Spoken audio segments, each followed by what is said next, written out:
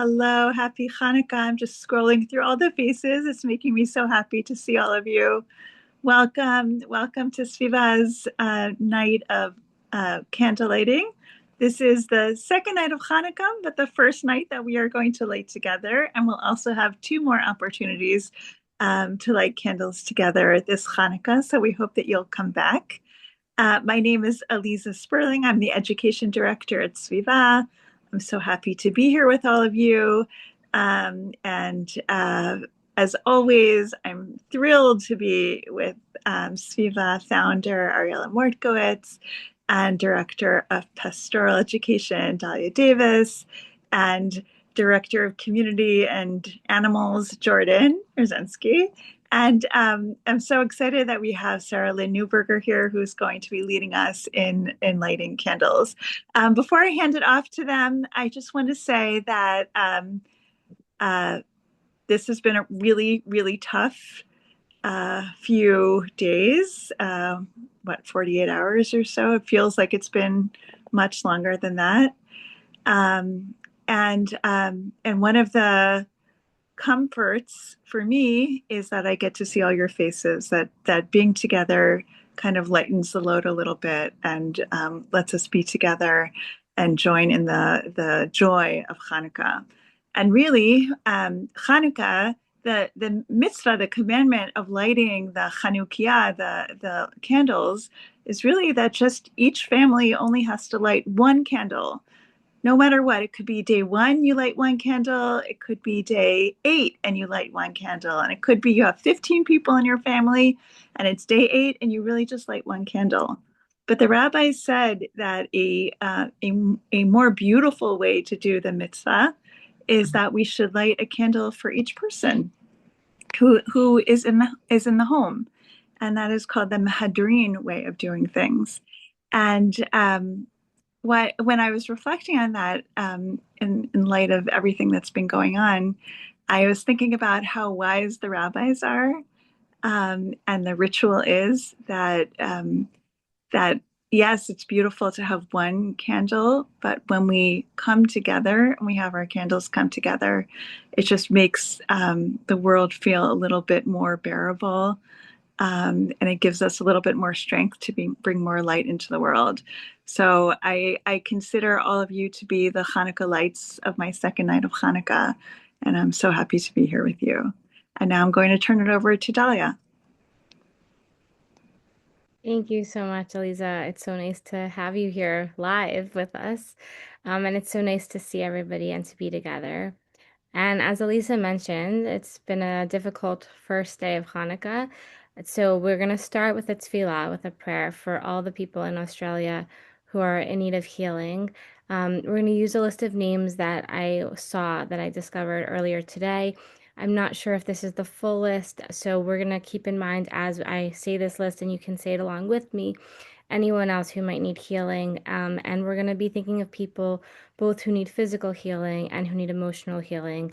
And also, that's not only limited to the people in Australia, but we'll keep everybody else in mind who's been impacted in any way. So we're going to look together at the slide. We're going to go to slide number 4, please.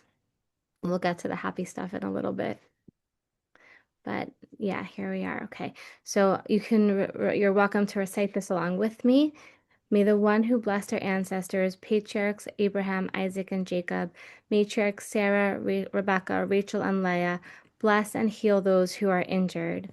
Mishaberach avotenu Abraham, Yitzchak, v'Yaakov, Sarah, Rivka, Rachel, Leah, hu yivarech et hacholim, Yonatan ben Sipora, Yaakov Dov ben Penina, Chaya bashterna Sarah, Yaakov ben Ethel, Arsen ben Zoya, Dovber ben Talia, Moshe ben Binyamin, Moshe Yonatan ben Sipora, Toba bat Fega, Eitan ben Ira, Ellen ben Shimshon, Yehuda le ben Manya, Shoshana bat Mina, Levi Zev ben Elisha Rachel, Yaakov Yisrael ben Sarah, Geffen David ben Meir, Yosef Yitzchak ben Sterna Sarah. I'll go to the next slide, please.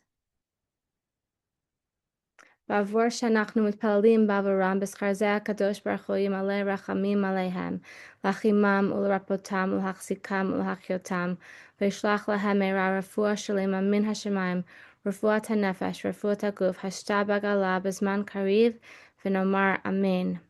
On behalf of our prayers for them, may the Holy Blessed One be filled with compassion for them, to have pity on them, and to heal them, and to strengthen them, and to give them life, to send speedy, complete healing from the heavens, a healing of spirit and a healing of body. May healing come near soon, now and speedily, and in the time soon, and let us say Amen.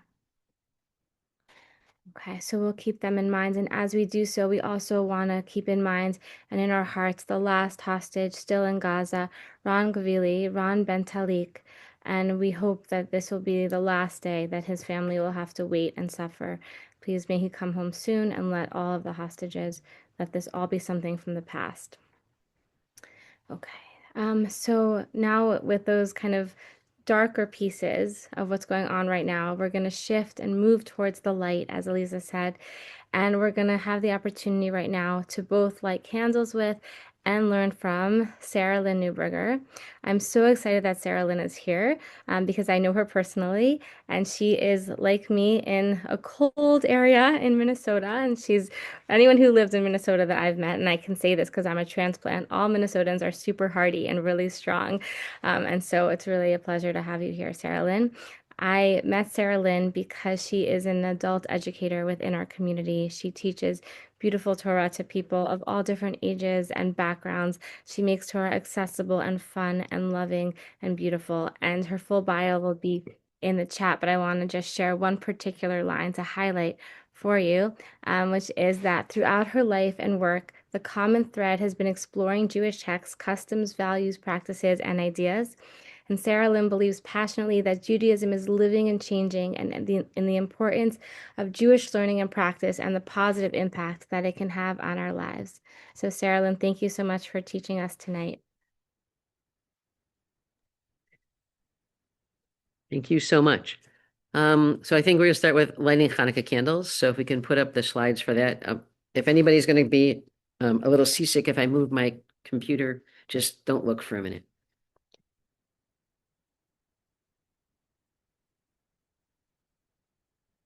We got that?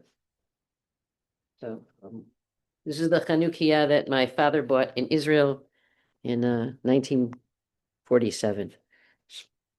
And it's oil, and I'm very happy to have it and be able to use it. So I'm gonna bend down so you can see my face and the Chanukah.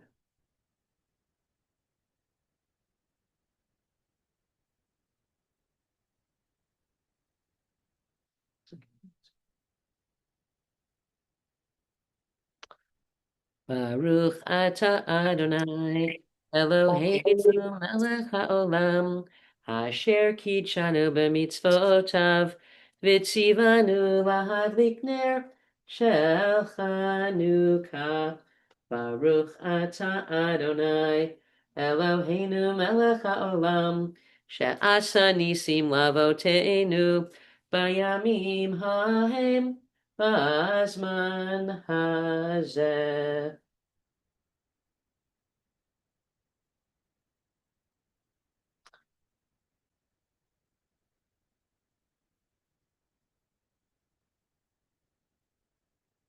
Ma'ostur Yeshuati L'chana Elishabeach Tikon Beit Tefilati Visham Toda Nizabeach Liet Tachin Matbeach Mitzar Hamenat Beach Azegmor Bishir Mizmor Chanukat Hamizbeach Azegmor Bishir Mizmor Chanukat Hamizbeach.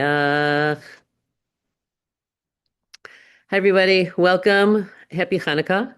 I'm gonna be building on the what Aliza started us off with was thinking about this holiday and what it means to light lights.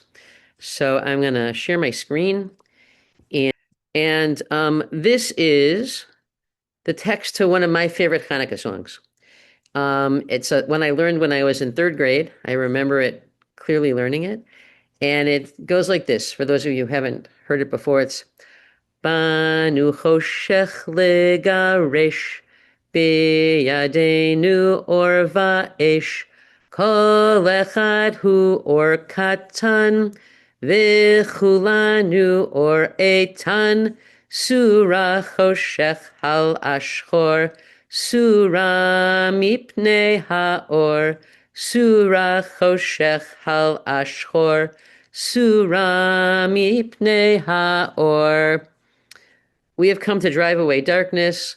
In our hands are light and fire. Everyone's a small light, and all of us together, or all of us are a strong light. Go away, darkness, move on, blackness, whatever that is. It's not a very good translation, not a very poetic translation. Go away because of the light. At the day school that I used to teach at, this was like a cult classic. The music teacher had us doing it in like sort of a jazzy movement. The kids were all like up there, being little lights and being big lights and strong lights together. And I love this song. It has nothing to do with Chanukah, right? Doesn't say anything about Chanukah here, but it's really about what does it mean to be in a place where there's so much darkness and feeling that we're all so tiny, but that somehow together we can do something different. So what I want to start with, and we'll see how this goes, given that I can't see all of you. So come off of mute. I know there's a lot of people on Zoom, or either raise your hand and then you'll pop to the top of my screen, or come off of mute and we'll try it that way with what are the little lights that you are experiencing even now in this time, whether they're little lights that you're bringing, that you feel like you bring, or little lights that you feel that other people are bringing to your life and to the world, or to the world, whether you know them personally or not. What are some of the sources of light that you see now? And I want to really, let's put a few in, and everybody kind of like notice what you feel, what you're experiencing, if anything, as people are saying the things that bring light. So please, this is a real open question that we need real open answers from. Thank you. These are such wonderful examples. I was expecting things like, smiling at your neighbor and being kind to, have somebody being kind to you. But this is like, these are wonderful, beautiful examples of all kinds of ways, whether that's in a dance performance or in a Zumba or in a choir performance, things that bring light. And did anybody feel like happy to hear these things? If you did, give us an emoji, give us a thumb up, wave your fingers, do something that kind of says, yes, so that's what happens when everyone is a small light, but all of us are a strong light. And so together, it just has this cumulative effect, right? What we do, what other people do. Oh, I like the light bulbs that just went. Okay. So the next slide that I have, this is Rabbi Michael Strassfeld, originally of Jewish catalog fame and now of other fames as well, wrote the following in his newsletter, in his weekly email this morning. And I'm just trying to move. There we go. So the text that Aliza mentioned that says that originally the rule was that you could have, the custom was one Hanukkah candle per household, right? Then it goes on to say, okay, one Hanukkah candle per person per household, right? So like 15 people there would be 15 candles lit no matter what day of Hanukkah it was. Then you have the famous, which some of you I'm sure know, the Hillel Shammai debate, right? Hillel said, start with 1 and light to 8 like we do. And Shammai said, no. The miracle was there was a lot of oil the first day, so we should go down in numbers, right? You start with 8 the first night and go down to 1 the last night, which I think sounds horrible, but okay, fine, that's just me. But then the next idea that Michael Strassfeld brings to us, that same text also says, another unique aspect of Chanukah is that we must put the lit Chanukiah in the window. Why? Because we want to make known the miracle of Chanukah, Pirsum Hanes, which is the miracle of light in darkness and hope overcoming despair. Right? If you ask 12 people what the miracle of Chanukah was, you might get 12 different answers. But in this case, he's choosing to raise up the miracle of light in darkness and hope overcoming despair. This is a huge thing. Think about it, right? Think for just a second, right? And remember that we all live in places where, I think, because you're all on Zoom, so you all have electricity. But imagine a time before electricity, imagine a time when it was a candle I was carrying around, or a tiny little oil lamp, or something else like that, that was making just a little bit of light and not a lot of light, right? And there's a miracle of light and darkness that we can see at night at all is amazing. And then, even more so, hope overcoming despair.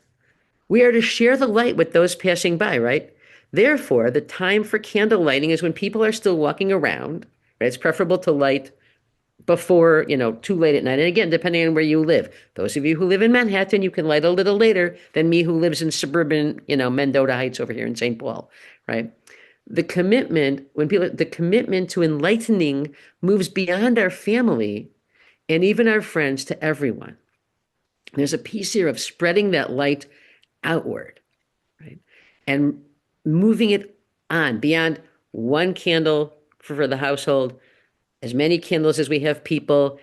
Ariella, you can put your background back on with all those candles, with all those Chanukah, and the big light that brings, right? If you want to look at her screen for a minute, right, and somehow make that when she puts that and look at this background, like, whoa, this is like a lot of light that we're bringing, and it's in the window, so it's moving outward as well. So Rabbi Yossi, and this is a text from the Talmud, I believe. Rabbi Yossi said, "I was long perplexed by the verse, and you shall grope at noonday as the blind person gropes in darkness." Now, what difference does it make to a blind person whether it's dark or light? Once I was walking on a pitch black night when I saw a blind person walking with a torch in his hand. I asked, "Why do you carry a torch?" The blind person replied, "As long as the torch is in my hand, people can see me and aid me." Whether the light is a light that I'm bringing to someone else, that I'm somehow doing something for them, or the light is there to say, hey, over here, we need some help over here, we have light over here. Whatever it is, there's all kinds of ways that we can bring light and can bring light out. So let me ask the question again of people. Does anybody want to add a brief comment about, again, how we bring light and what differences it might make? Even though we feel like so much darkness now, where's the light? And I want to say one more thing, that the mitzvah of the Chanukah candles is not to use them to actually light anything. It's just to look at them, right? Just to see them, just to pay attention. Maybe it's just to pay attention to the light sometimes, right? We're so overwhelmed by darkness. Can I focus on the light for this minute, for these times that the Chanukah candles are lit? Okay. Any other comments on light? Other stories of light you'd like to bring? Brief comments, long comments, things that you bring, things that others have brought to you. Thank you. Thank you. So I want to conclude my portion with this. Also came in my inbox today. It was a good day for my inbox. This is by Jewish Studio Project director Rabbi Adina Allen, and it came as follows. May the lights we kindle grant us the courage to see clearly and the tenderness to remain open. May they help us to stay connected to ourselves, to one another, and to the pulse of life that endures, even now. And may the light we tend, however small, join with others across distance to form a constellation of care in a fractured world. So I want to thank everybody so much for your comments and your stories, and for just to remind us that are, about lighting lights, these lights, and about lighting lights, the kinds of lights that you told about. And it can be anything from let me check in with you, to bigger things as well. But each of those things matter, and together they're a great light. And they might not dispel all the darkness, but they can make a dent. So happy Hanukkah, everybody. Thank you so much, Sara Lynn. A beautiful teaching. Your bits of light that you're bringing into the world. As I was listening to those different bits of light, it brought me back to the song that you started with, the song Banu Choshech Legaresh, we have come to dispel the darkness, and to that one phrase, my favorite phrase in that song, Beyadenu or Va'esh, in our hands we have this strong light, which I think of it also as the Kulanu Oretan. We're all together. this strong light. And it's like hearing all these little bits. I can just envision the different wicks coming together, which is not really a Hanukkah image, it's more of like a Havdalah image, but all the wicks kind of intertwining of your different lights to now be this like one big strong light. So I really appreciate everything that people shared in terms of the different lights that you have and all the beautiful text that you brought for us, Sara Lynn, that evoked all of that imagery and all of that joy and hope within us that we can bring into the world. So as we think about moving forward with more light, I'm going to give you a little teaser for what's coming later on in Hanukkah, not too late, only 2 days from now. We are going to be having another lighting together on Wednesday night, where we're going to focus on Hag HaBanot, which is a holiday that comes from the Mizrahi tradition. And we're going to learn from Rabbanit Victoria Satin that night. And I'll give you a little bit of homework, if that's okay. It's light homework, just something to think about in the next 2 days. So the holiday really focuses on uplifting different stories of Jewish women. So I invite you to think about Jewish women that you either know or that you've learned about, maybe somebody from your family, in particular Jewish women that have shown some type of bravery, some type of visioning of how they can make the world better and have had some type of significant impact that you really admire. So think about those Jewish women. If anybody wants to drop any names or any stories into the chat, as we say goodnight, you're welcome to do so, but bring them with you on Wednesday night as we explore Hag HaBanot, the special holiday, and of course, continue to light Hanukkah candles together. And also just to remind you, we'll be back together again the last night of Hanukkah on Sunday night for another gathering together. So I wish you all a happy Hanukkah, and I hope that everybody continues to bring light and to receive light as well. And if you'd like to stay on and say hi to Ariella, you're welcome to do so, and drop those names and stories into the chat as we go. So thank you everybody so much for being here. Did they hear that? And thank you again, Sara Lynn, so much for teaching for us. It's a pleasure learning from you always. Thank you for the invitation. Thank I you. appreciate it. And I'm course. loving reading the chat, which I didn't get to do before. It was great.